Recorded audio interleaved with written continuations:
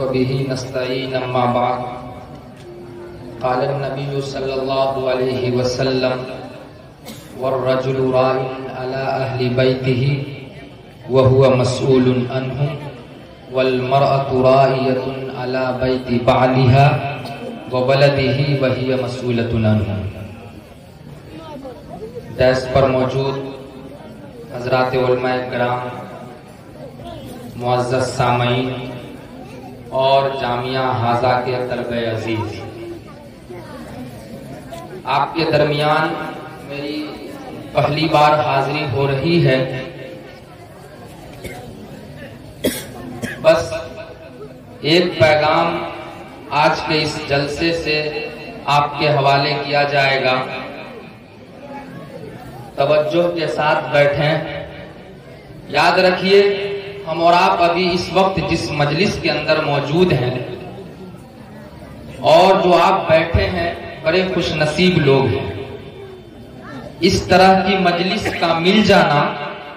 اور اس کے اندر بیٹھ جانا، ایکو کم کیجیے، بیٹھ جانا، یہ بہت بڑی دولت ہوا کرتی ہے۔ اس لیے آپ بڑے خوش نصیب اس لیے ہیں کہ دنیا میں اس طرح کی مجلس جہاں کہیں بھی ہوتی ہے، اس کی نسبت جناب محمد رسول اللہ صلی اللہ علیہ وسلم کی طرف ہوا کرتی ہے، اور ہم اور آپ اسی کی نسبت پر یہاں بیٹھے ہیں، اس لیے ہماری عظمت بہت بڑی ہے۔ ایک لفظ ہے نسبت، نسبت، تعلق، رابطہ۔ یہ نسبت اتنا بہترین لفظ اور جملہ ہے، ہم اور آپ سماج کے اندر بولتے ہیں، کہتے ہیں کہ ہماری نسبت فلاں بڑے آدمی سے ہے، ہمارا تعلق جو ہے اس محلے کے فلاں صاحب سے ہے، تو اس آدمی کا کام منٹوں میں حل ہو جاتا ہے اس نسبت اور تعلق کی بنا پر۔ تو ہماری جو نسبت ہے وہ جناب محمد رسول اللہ صلی اللہ علیہ وسلم کی طرف ہے، اور اسی نسبت پر یہاں جمع ہوئے ہیں۔ آپ اس نسبت کو ذرا اور سمجھیں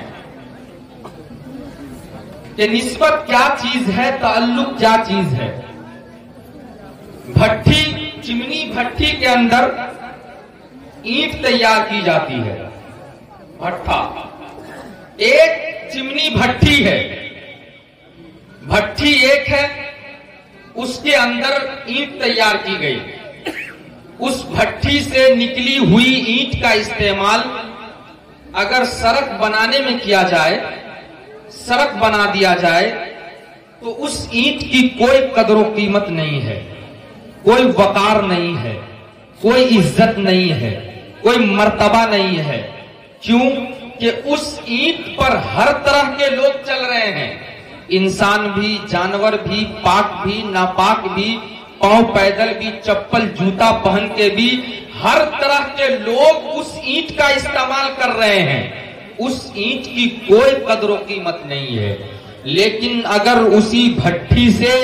نکلی ہوئی اینٹ کا استعمال اگر مسجد بنانے کے لیے کر دی جائے اور اس اینٹ سے مسجد کی دیوار کھڑی کر دی جائے، اب وہ اینٹ عزت والی ہو جاتی ہے، اب وہ اینٹ قدر والی ہو جاتی ہے، اب وہ اینٹ مقام والی ہو جاتی ہے۔ اب اس اینٹ کے اوپر کوئی جوتا پہن کر قدم نہیں رکھ سکتا ہے، اب اس اینٹ کے اوپر کوئی ناپاک انسان قدم نہیں رکھ سکتا ہے۔ یہ ہے نسبت اور تعلق۔ یہ کرسی ہے،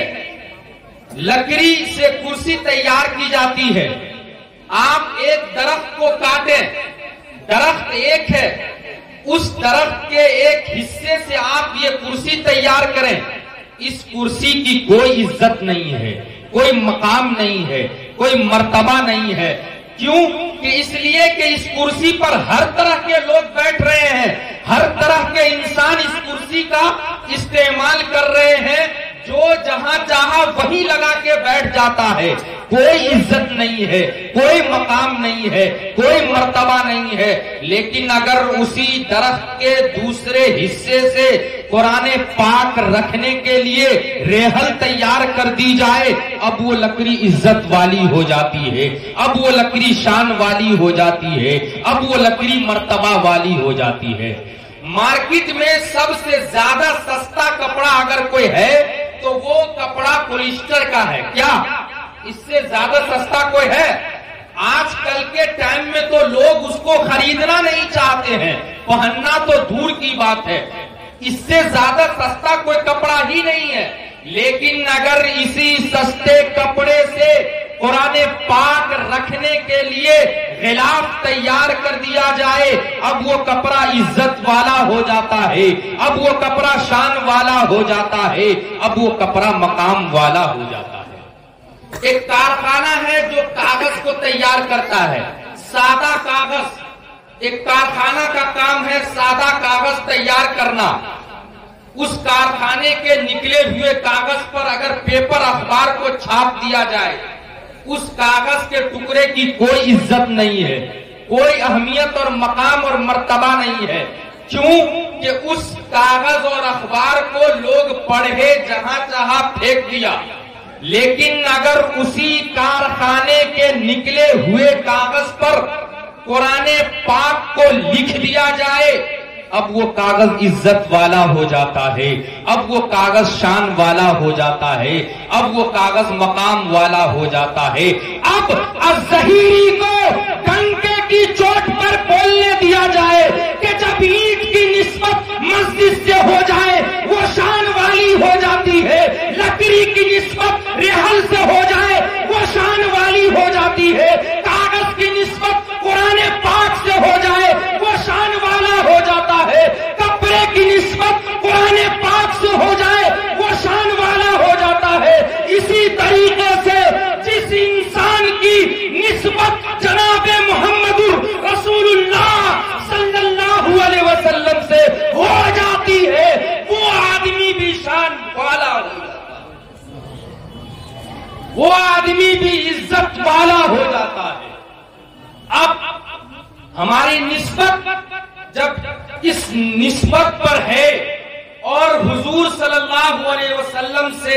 رابطہ اور ضابطہ ہے، تو آئیے بڑی تیزی کے ساتھ آج کے اس پروگرام سے ایک پیغام آپ لوگوں کے حوالے کر کے جانا چاہتا ہوں۔ یاد رکھ لیجئے سماج کے لوگوں، معاشرے کے لوگوں، جب آپ اپنے علاقے کو دیکھیں گے، جب آپ اپنے سماج پر غور کریں گے، جب آپ اپنے محلے کو دیکھیں گے، تو آپ کو آپ کے علاقے میں، آپ کو آپ کے سماج میں، آپ کو آپ کے محلے میں دو طرح کے انسان نظر آئیں گے۔ آپ کو آپ کے گاؤں میں، آپ کی بستی میں دو طرح کے لوگ نظر آئیں گے۔ آپ جب غور کریں گے تو آپ کو محلے کے اندر ایک ایسا انسان نظر آئے گا جس کے پاس ساری دولتیں موجود ہے، اللہ رب العزت نے اس کے پاس کسی چیز کی کمی نہیں ہے، ساری چیزیں موجود ہے، کھیت بھی ہے، کھلیان بھی ہے، دکان بھی ہے، مکان بھی ہے، زمین جائیداد بھی ہے، کار کوٹھری بھی ہے، بینک بیلنس بھی ہے، کسی چیز کی کمی نہیں ہے،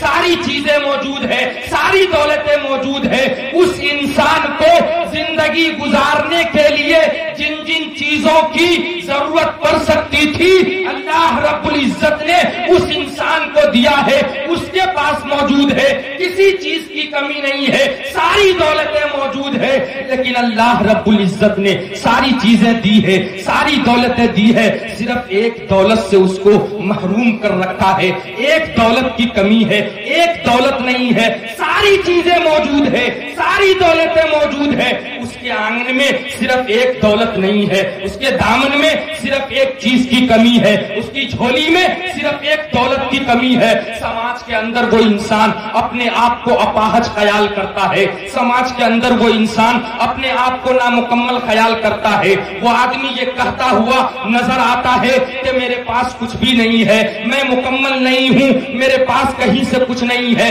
جبکہ ساری دولتیں موجود ہے، صرف ایک نعمت نہیں ہے، ایک دولت نہیں ہے، تو وہ اپنے آپ کو مکمل تسلیم نہیں کر رہا ہے۔ لیکن آپ جب اپنے علاقے کو دیکھیں دیکھیں گے تو آپ کو آپ ہی کے علاقے میں ایک ایسا انسان نظر آئے گا جس کے پاس کچھ بھی نہیں ہے، بہت ساری دولتیں نہیں ہے، دکان مکان نہیں ہے، زمین جائیداد نہیں ہے، کھیت کھلیان نہیں ہے، بس تھوڑی بہت چیزیں ہیں، تھوڑی بہت دولت ہے، زندگی گزر رہی ہے، وہ مشکل گزر رہی ہے اور زیادہ کچھ نہیں ہے، لیکن اس غریب انسان کے پاس اس کے گھر کے اندر، اس کی جھولی میں اور اس کے اندر جو ہے ایک دولت موجود ہے جو اس امیر اور مالدار کے پاس نہیں تھا، وہ دولت اس انسان کے موجود ہے۔ اس غریب کے پاس اور کچھ نہیں ہے، بس ایک دولت موجود ہے اور اس مالدار کے پاس ایک دولت کی کمی ہے۔ وہ آدمی، یہ غریب جو ہے، سماج کے اندر اپنے آپ کو مکمل تسلیم کرتا ہے،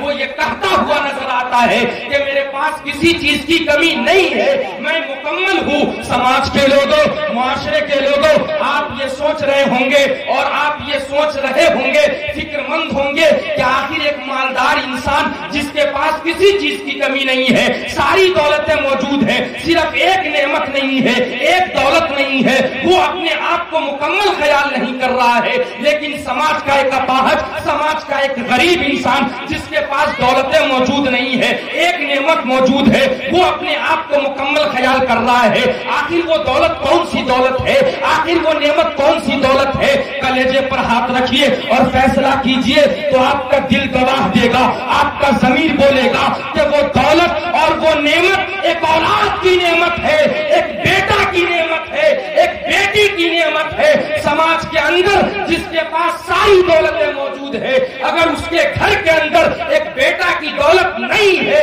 ایک بیٹی کی دولت نہیں ہے، وہ آدمی اپنے آپ کو مکمل نہیں خیال کرتا ہے۔ لیکن ایک غریب جس کے گھر کے اندر، جس کے پاس ایک بیٹا کی دولت موجود ہے، ایک بیٹی کی دولت موجود ہے، وہ اپنے آپ کو مکمل خیال کر رہا ہے۔ سماج کے لوگوں، معاشرے کے لوگوں، جب آپ نے اپنے بیٹا اور بیٹی کو سب سے بڑی دولت ہونے کو تسلیم کر لیا اور اللہ رب العزت کی دی ہوئی نعمتوں میں سے ایمان کے بعد اگر کوئی دولت ہے، ایمان کے بعد اگر کوئی نعمت ہے ایک انسان کے پاس، تو وہ ایک بیٹا کی دولت ہے، ایک بیٹی کی دولت ہے۔ اے سماج کے لوگوں، اے معاشرے کے لوگوں، ہم اپنے اولاد کے بارے میں کہاں تک فکر مند ہے؟ کیا ہم نے کبھی یہ غور کیا اس گلاب کے پھول کو سجانے کے لیے ہم کہاں تک محنت کر رہے ہیں؟ ہم بیٹے کو تو سب سے بڑی دولت سمجھ رہے ہیں، ہم بیٹی کو سب سے عظیم نعمت سمجھ رہے ہیں، لیکن کلیجے پر ہاتھ رکھ کر کے یہ فیصلہ کیجئے،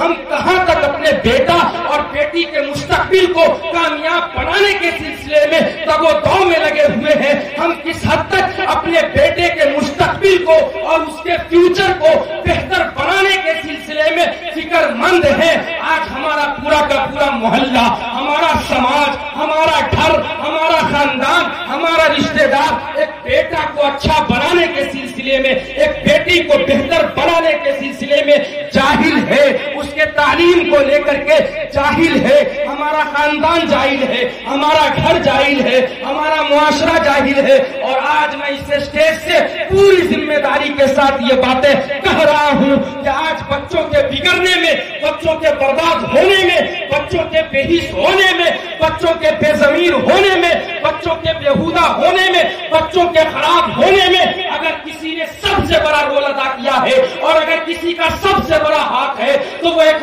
ماں کا ہے، وہ ایک بیوی کا ہے، وہ ایک بیٹی کا ہے، وہ ایک بہن کا ہے۔ کیوں کہ آج ماں کی زندگی میں قرآن نہیں ہے، ماں کی زندگی میں حدیث نہیں ہے، ماں کی زندگی میں رسول کی تعلیمات نہیں ہے۔ یہی وجہ ہے، یہی وجہ ہے کہ سماج کو، علاقے کو، معاشرے کو، خاندان کو، گھر کو، بستی کو، محلے کو، جہاں سے بچہ نکل کے آ رہا ہے، جس گود اور جس چھاتی سے بچہ 2.5 سال 2 سال تک دودھ پیتا ہے، پرورش پاتا ہے، جس گود میں بچہ کھیلتا ہے، کودتا ہے، پڑھتا ہے، خدا کی قسم بھلا بتائیے جب وہی گود خالی ہے، جب وہی گود سونی ہے، جب وہی گود اجڑ گئی ہے، تو علاقے کو اچھا بچہ کہاں سے مل سکتا ہے؟ سماج کو اچھا بچہ کہاں سے مل سکتا ہے؟ معاشرے کو اچھا بچہ کہاں سے مل سکتا ہے؟ ضرورت یہاں پور کرنے کی ہے کہ انتہا محنت کرنے کی ہے. ماؤں کو درست ہونے کی ضرورت ہے,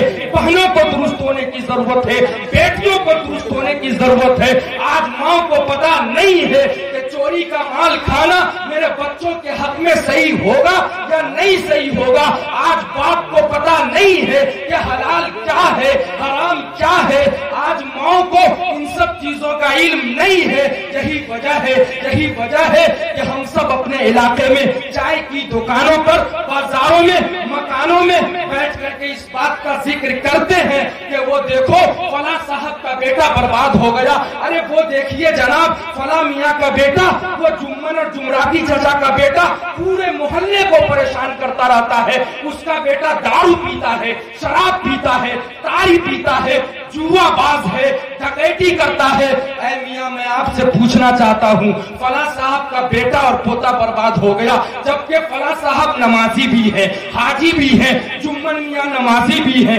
حاجی بھی ہے, جماعتی بھی ہے, تب جا کر کے جمن میاں اور جمراتی چچا کا بیٹا برباد کیسے ہو جاتا ہے, خراب کیسے ہو جاتا ہے؟ غلطی فلاں کی نہیں ہے, غلطی حاجی صاحب کی نہیں ہے, غلطی نمازی صاحب کی نہیں ہے, غلطی جماعتی صاحب کی نہیں ہے, غلطی جمن میاں اور جمراتی چچا کی نہیں ہے, بلکہ غلطی وہاں ہو رہی ہے, غلطی وہاں ہو رہی ہے, گڑبڑی وہاں ہے جہاں سے معاشرے کو, علاقے کو, خاندان کو, گھر کو بچہ مل رہا ہے. جس جگہ سے بچہ آ رہا ہے, جہاں سے میٹیریل آ رہا ہے, وہی جگہ جب سونی ہے تو علاقے کو اچھا بچہ کیسے مل سکتا ہے, معاشرے کو اچھا بچہ کیسے مل سکتا ہے؟ سماج کے لوگوں, ہم نے اس منظر کو بھی دیکھا ہوگا, اور اگر نہیں تو غور کیجئے گا, آم کے موسم میں ہمارے علاقے کا حال کیا ہوتا ہے, ہمارے سماج کا حال کیا ہوتا ہے, ہماری بستی کا حال کیا ہوتا ہے. آم کے موسم میں ہلکی سی ہوا چلتی ہے, ہلکی سی ہوا چلتی ہے,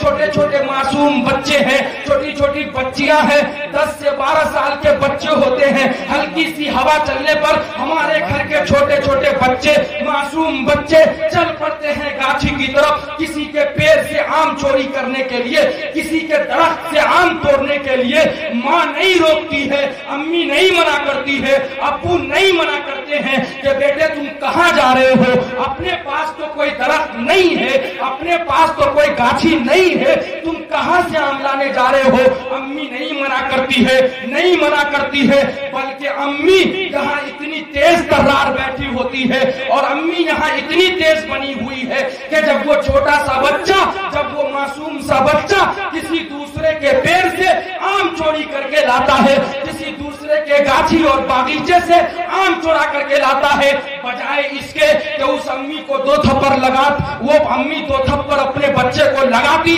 اور اسے ڈانٹتی اور کہتی کہ بیٹا تم کس کے درخت سے آم چوری کر کے لائے ہو, کہاں سے لائے ہو. یہ نہیں کرتی ہے, بلکہ امی کا حال یہ ہے کہ وہ امی تیار بیٹھی ہوتی ہے, اور وہی چوری کے آم کا اچار جب وہ چھوٹا سا معصوم بچہ گھر لے کر کے پہنچتا ہے, وہی امی جو ہے اسی آم کی چٹنی بھی بنا لیتی ہے, اسی آم کا اچار بھی بنا لیتی ہے, اور اس آم کی چٹنی کو ابا حضور بھی کھا رہے ہیں اور امی بھی کھا رہی ہیں. اور شام کے وقت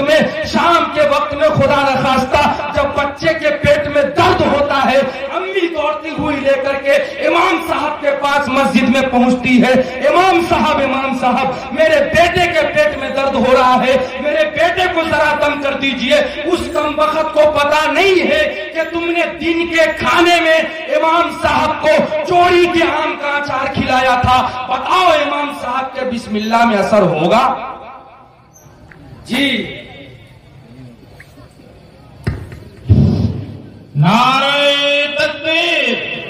اللہ اکبر, تکبیر, اللہ حضرت اکبر, مفتی نذر الاسلام صاحب گھنجار پوری زندہ باد. ہمارا معاشرہ یہاں جا رہا ہے, درست اس کو کرنے کی ضرورت ہے, اس کو بھرنے کی ضرورت ہے. آج باپ بھی کم نہیں ہے, باپ جاہل ہے, باپ کو پتا نہیں ہے کہ حلال کیا ہے, حرام کیا ہے. سماج کے لوگوں, معاشرے کے باپوں, یاد رکھ لیجئے باپوں, اگر آپ اپنے بچے کو کامیاب دیکھنا چاہتے ہیں, اگر آپ یہ دیکھنا چاہتے ہیں کہ ہمارے بچے کا فیوچر اور اس کا مستقبل بہتر ہو, تو آپ کو یہ فکر کرنا करना होगा, आपको ये सोचना होगा कि मैं अपने बच्चों के पेट में जो दाना डाल रहा हूँ, जो खुराक और लुकमा डाल रहा हूँ, वो हलाल है या हराम है। आज बाप को पता नहीं है। बाप तो बस ये समझते हैं कि मेरे बच्चों का पेट नहीं बल्कि एक बोरिया है, बोरिया एक झोला है, बस बोरिये को भरते चले जाओ, झोले को ठूसते चले जाओ। अब बोरिया चाहे हलाल से भरे या हराम से भरे, बस मुझे पेट को भर देना है, बस मुझे पेट को भर देना है। याद रख लीजिए बापों, अगर आप ये चाहते हैं कि हमारा बच्चा मुस्तकबिल में अच्छा बने, हमारा बेटा इलाके में नाम रोशन करे, उसका मुस्तकबिल अच्छा से अच्छा हो, तो एक बाप को ये सोचना होगा, एक बाप को ये फिक्र करना होगा कि हम अपने बच्चों की खुराक के ऊपर तवज्जो दें कि वो हलाल खा रहा है या हराम खा रहा है। अगर आप अपने बेटे और बेटियों के पेट में हराम का लुकमा डालेंगे तो आप अपने बेटे और बेटियों का मुस्तकबिल कभी रोशन नहीं देख सकते हैं। आज बाप को पता नहीं है हलाल क्या है, हराम क्या है। याद रख लीजिए समाज के लोगों, मुआशरे के लोगों, एक मर्तबा अल्लाह के रसूल अलैहिस्सलातु वस्सलाम ने सहाबा से खिताब करते हुए फरमाया था, ऐ सहाबा की जमातों, याद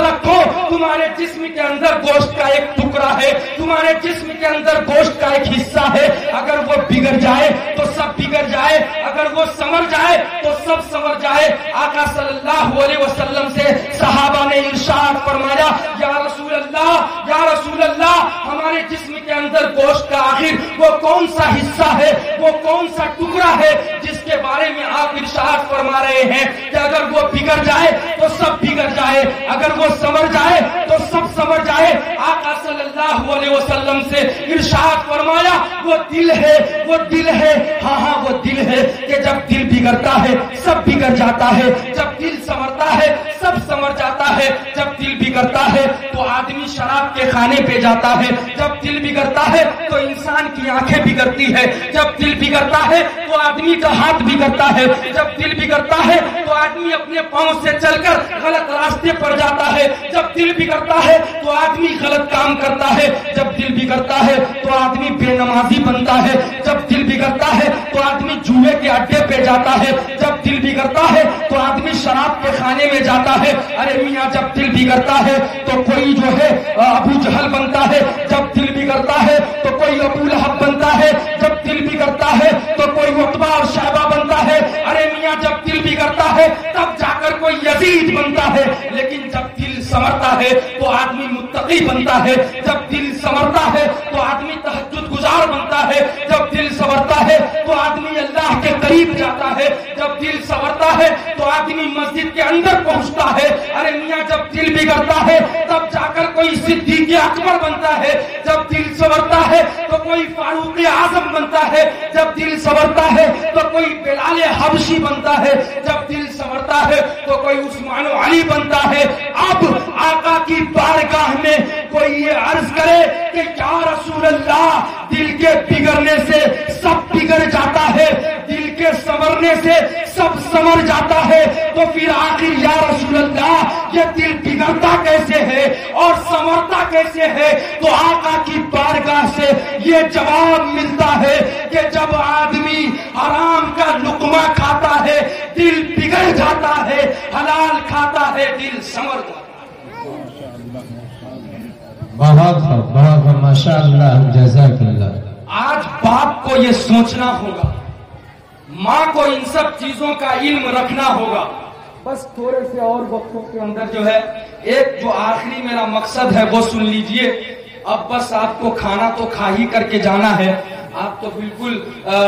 भंवर में फंस चुके हैं, अब तो यहाँ से कोई रास्ता भी नहीं है, इसलिए बैठे और खाना खा के यहाँ से जाएं। तो मैं ये कह रहा था कि बाप को ये फिक्र करना होगा। ऐ समाज के लोगों, ऐ मुआशरे के लोगों, मैं पूरी जिम्मेदारी के साथ कह सकता हूँ, हमारे इस स्टेज पर बहुत सारे मदरसा के मुहतमिम साहब भी हैं और मैं जहाँ तक जान रहा हूँ